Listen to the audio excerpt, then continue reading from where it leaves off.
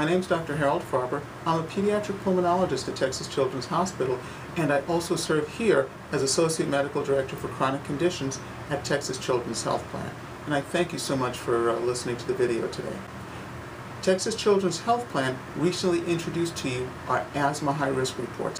This report gives you the information that you may not have that you need to take care of your high-risk patients, to find out who they are, and to give them the best care.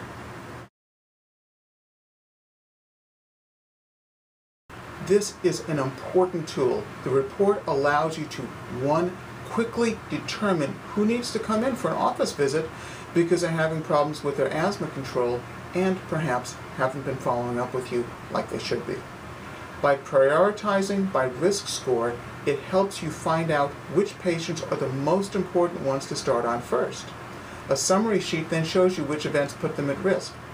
Patient level data then shows you their asthma medications dispensed, the asthma emergency department visits that they've had, their asthma hospitalizations, and any respiratory related clinic visits, so that then you can know who's overusing their beta-agonist, how much have they had dispensed, and when do they have it dispensed, because we know that overuse of beta-agonist is associated with increased risk for hospitalizations, emergency room department visits, and even death from asthma.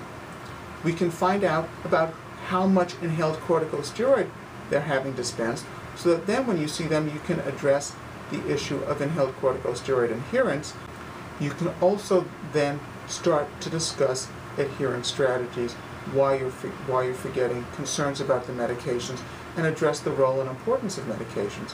Because we know that for folks with high-risk persistent asthma, regular use of an inhaled corticosteroid medication reduces the asthma risk, improves asthma control, reduces their risk for asthma emergency department visits, reduces their hospitalization rates, and even reduces their risk of death from asthma. Now you've identified the high-risk patient and you have them in your office. You've had the chart flag right in the front so that you know that this is a patient who is a high-risk patient and what made them high-risk. Now that you have them here, what can you do? One, start by assessing their asthma control. A standardized questionnaire, such as the asthma control test or the asthma therapy assessment questionnaire, is a really nice, quick, and easy way to do this. You can even have the patient fill this out before you see them. When I think about asthma, while medications are important, it starts with what you breathe. We want to look at the things that they're breathing in that can cause problems with their asthma. Things like smoke, strong chemicals, or inhaled allergens. It's what you breathe. You want to make sure that they get a written asthma action plan, that green, yellow, and red zone. Good asthma doctors give written asthma action plans. And then you want to make sure that they get a follow-up appointment to know that they are incorporating their adherence strategies, that they are taking control of their asthma, and that we are achieving the goals of therapy, that their asthma is getting into good control. Children whose asthma is not well controlled should be seen at 2 to 6 week intervals until their asthma is in good control, and then at 3 to 6 month intervals. This is per both the Texas Children's Hospital and national guidelines.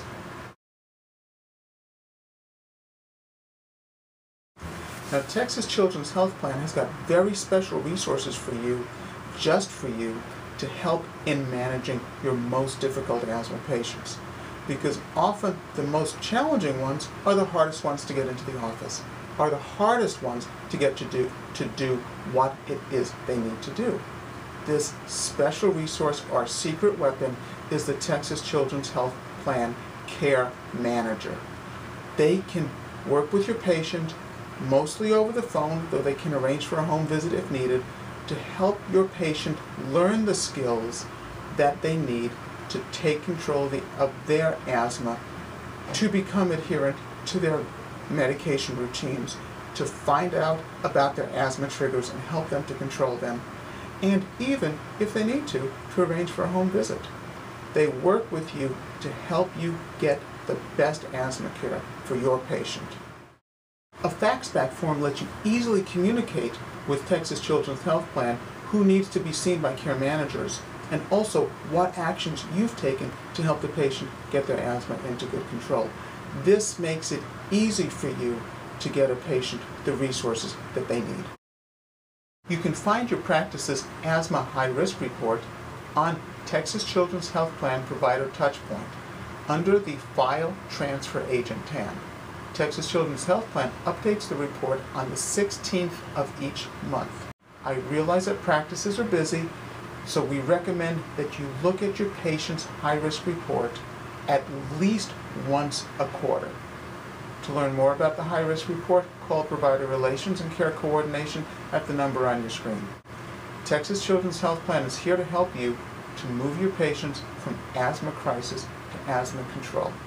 I'm Dr. Harold Farber, and I look forward to working with you to help us together deliver the best asthma care for our patients.